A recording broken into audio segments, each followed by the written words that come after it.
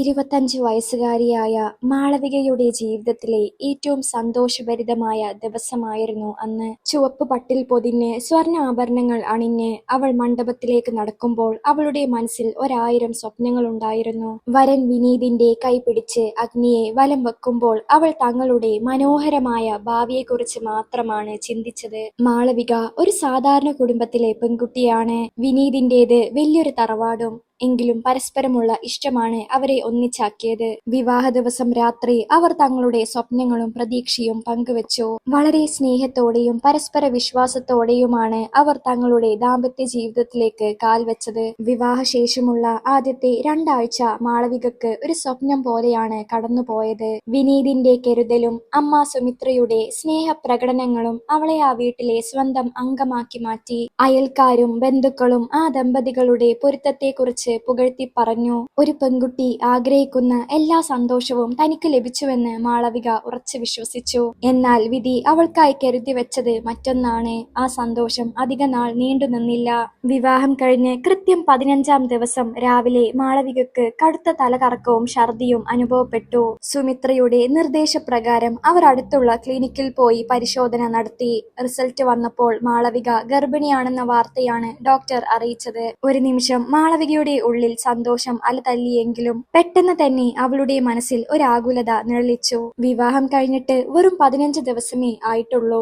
അപ്പോഴേക്കും ഗർഭാവസ്ഥ ഇത്രയും നേരത്തെ തിരിച്ചറിയാൻ കഴിയുമോ എന്ന ചിന്ത അവളെ അസ്വസ്ഥയാക്കി. റിസൾട്ടുമായി വിനീതിന്റെ അടുത്തേക്ക് എത്തിയ മാളവികക്ക് പക്ഷേ തണുത്ത പ്രതികരണമാണ് ലഭിച്ചത്. വിനീതിന്റെ മുഖം കറുത്തിരുണ്ടിരുന്നു. 15 ദിവസം കൊണ്ട് ഒരു സ്ത്രീ ഗർഭിണിയാണെന്ന് അറിയുന്നത് അസാധ്യമാണെന്ന് അവൻ വിശ്വസിച്ചു.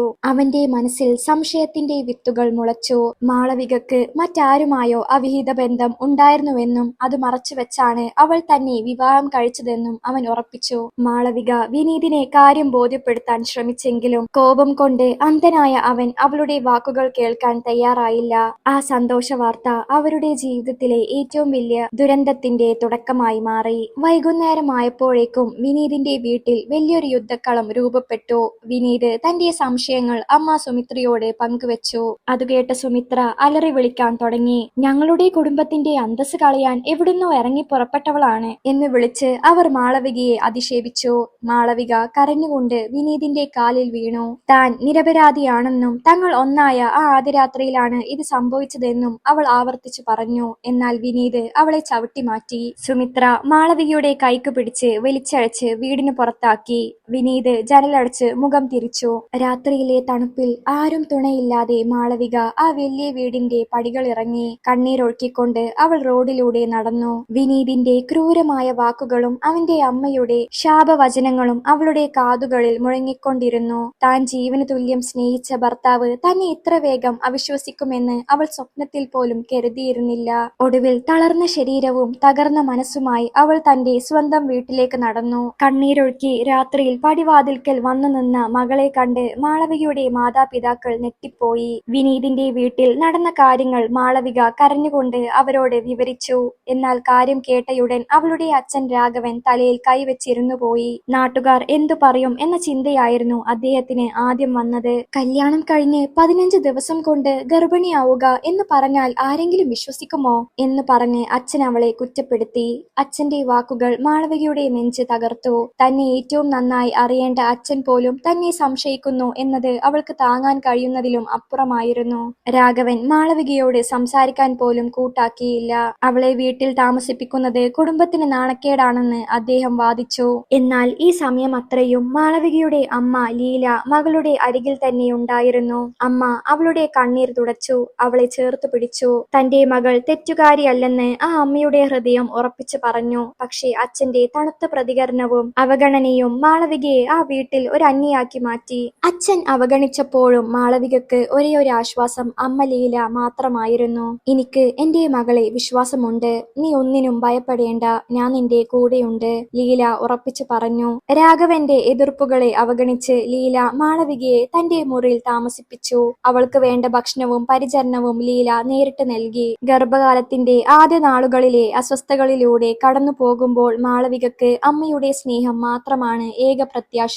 ലീല മാളവികയെ ആശ്വസിപ്പിച്ചുകൊണ്ടിരുന്നു. സത്യം എപ്പോഴും മൂടി വെക്കാൻ കഴിയില്ല മോളെ. ദൈവത്തിന് എല്ലാം അറിയാം. നീ ധൈര്യമായിരിക്കണം. അമ്മയുടെ ഈ വാക്കുകളാണ് മാളവികയെ ആത്മഹത്യ എന്ന ചിന്തയിൽ നിന്ന് പോലും പിന്തിരിപ്പിച്ചത്. സ്വന്തം ഭർത്താവും അച്ഛനും കൈവിട്ട ഒരു പെൺകുട്ടിക്ക് അമ്മ എന്ന തണൽ എത്രമാത്രം വലുതാണെന്ന് അവൾ തിരിച്ചറിഞ്ഞു. എങ്കിലും പുറം ലോകം അവളെ കാത്തിരിക്കുന്നുണ്ടായിരുന്നു. മാളവികയെ ഭർത്താവിന്റെ വീട്ടുകാർ പുറത്താക്കിയ വാർത്ത കാട്ടുതീ പോലെ നാട്ടിൽ പടർന്നു. അയൽക്കാരും നാട്ടുകാരും മാളവികയെക്കുറിച്ച് അപവാദങ്ങൾ പ്രചരിപ്പിക്കാൻ തുടങ്ങി. വഴിയിൽ വെച്ച് ലീലയെ കാണുമ്പോൾ ആളുകൾ മുഖം തിരിക്കുകയോ പരിഹാസത്തോടെ സംസാരിക്കുകയോ ചെയ്തു. വളർത്തുദോഷം കൊണ്ടാണ് മകൾ ഇങ്ങനെയായത് എന്ന് ചിലർ പരസ്യമായി പറഞ്ഞു. മാളവിക പുറത്തിറങ്ങിയാൽ ആളുകൾ അവളെ വിരൽ ചൂണ്ടി കാണിക്കുകയും അടക്കം പറയുകയും ചെയ്തു. സോഷ്യൽ മീഡിയയിലൂടെയും അല്ലാതെയും കഥകൾ പ്രചരിപ്പിച്ചു. കുടുംബത്തിന്റെ അന്തസ്സ് പൂർണ്ണമായും തകർന്നതായി അച്ഛൻ രാഘവൻ വിലപിച്ചു. നാട്ടുകാരുടെ പരിഹാസം സഹിക്കാനാവാതെ അദ്ദേഹം വീടിന് പുറത്തിറങ്ങാതായി. ഒരു തെറ്റും ചെയ്യാതെ സമൂഹത്തിന്റെ മുന്നിൽ കല്ലെറിയപ്പെടുന്ന പാപിയായി മാളവിക മാറി.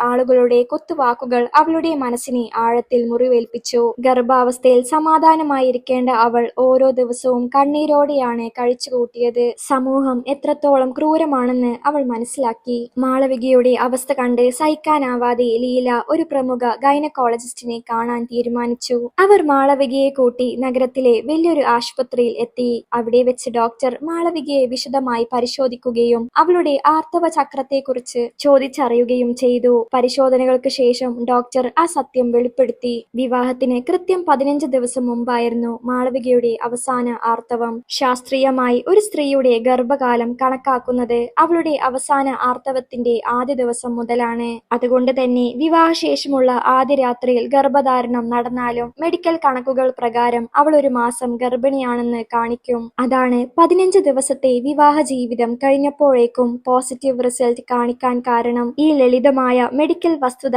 അറിയാതെയാണ് വിനീതും കുടുംബവും അവളെ സംശയിച്ചതെന്ന് ഡോക്ടർ വ്യക്തമാക്കി. ഡോക്ടറുടെ വാക്കുകൾ കേട്ട ലീലയുടെ കണ്ണുകൾ നിറഞ്ഞു. തങ്ങളുടെ ഭാഗം ന്യായീകരിക്കാനുള്ള വ്യക്തമായ തെളിവ് ഇപ്പോൾ അവരുടെ കൈകളിലുണ്ടായിരുന്നു. ആശുപത്രിയിൽ നിന്നും ലഭിച്ച മെഡിക്കൽ സർട്ടിഫിക്കറ്റും ഡോക്ടറുടെ വിശദീകരണ കത്തുമായി ലീല നേരെ വിനീതിന്റെ വീട്ടിലേക്ക് പോയി. മാളവികയെ അവർ വീട്ടിൽ തന്നെ ഇരുത്തി. വിനീതിന്റെയും സുമിത്രയുടെയും മുന്നിൽ ലീല ആ റിപ്പോർട്ടുകൾ വെച്ചു. വിദ്യാഭ്യാസമുള്ള നിങ്ങൾ ഈ ഒരു ചെറിയ കാര്യം മനസ്സിലാക്കാതെയാണ് എന്റെ മകളുടെ ജീവിതം തകർത്തത്, ലീല ഗൗരവത്തോടെ പറഞ്ഞു. റിപ്പോർട്ടുകൾ വായിച്ച വിനീത് ഞെട്ടിപ്പോയി. മെഡിക്കൽ സയൻസ് പ്രകാരമുള്ള ആ കണക്കുകൾ വിനീതിന് നിഷേധിക്കാൻ കഴിയുമായിരുന്നില്ല.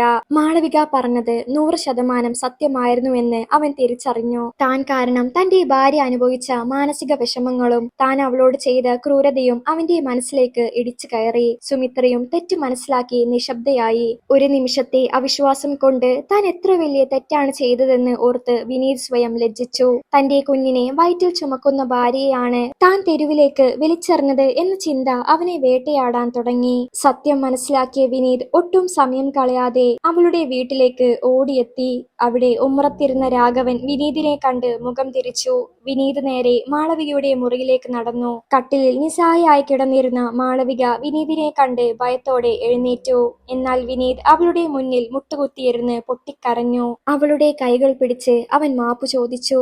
എനിക്ക് തെറ്റുപറ്റി മാളു, എന്നോട് ക്ഷമിക്കണം. സമൂഹത്തിന്റെ വാക്കുകൾ കേട്ട് ഞാൻ അന്ധനായിപ്പോയി, വിനീത് കരഞ്ഞുകൊണ്ട് പറഞ്ഞു. മാളവിക ഒന്നും മിണ്ടാതെ കണ്ണീരൊഴുക്കി. അവൾ അനുഭവിച്ച വേദനകൾ അത്ര വലുതായിരുന്നു. ഈ സമയം രാഘവനും അവിടെ എത്തി. മകൾ നിരപരാധിയാണെന്ന് അറിഞ്ഞപ്പോൾ അദ്ദേഹത്തിനും തന്റെ പെരുമാറ്റത്തിൽ കടുത്ത പശ്ചാത്താപം തോന്നി. അദ്ദേഹം മകളെ കെട്ടിപ്പിടിച്ച് കരഞ്ഞു. തന്നെ സംശയിച്ച എല്ലാവരുടെയും മുന്നിൽ മാളവികയുടെ തല ഉയർന്നു നിന്നു. മാളവിക വിനീതിനോട് ക്ഷമിക്കാൻ തയ്യാറായി. തനിക്കു വേണ്ടിയല്ലെങ്കിലും തന്റെ ഉള്ളിൽ വളരുന്ന കുഞ്ഞിന് അച്ഛന്റെ തണൽ വേണമെന്ന് അവൾ ആഗ്രഹിച്ചു. വിനീത് മാളവികയുടെ കൈപിടിച്ച് വീണ്ടും തന്റെ വീട്ടിലേക്ക് കൊണ്ടുപോയി. സുമിത്ര അവളെ നിറഞ്ഞ മനസ്സോടെ സ്വീകരിച്ചു. മാളവികയെ അധിക്ഷേപിച്ച നാട്ടുകാരും അയൽക്കാരും സത്യം അറിഞ്ഞപ്പോൾ ലജ്ജിച്ച് തല താഴ്ത്തി. അപവാദങ്ങൾ പറഞ്ഞവരുടെ നാവുകൾ ഒടുവിൽ നിശബ്ദമായി. തന്റെ മകൾക്ക് താങ്ങായി നിന്ന ലീലയെ എല്ലാവരും ബഹുമാനത്തോടെ നോക്കിക്കണ്ടു. ഒരമ്മയുടെ വിശ്വാസമാണ് അവിടെ ജയിച്ചത്. മാസങ്ങൾക്ക് ശേഷം മാളവിക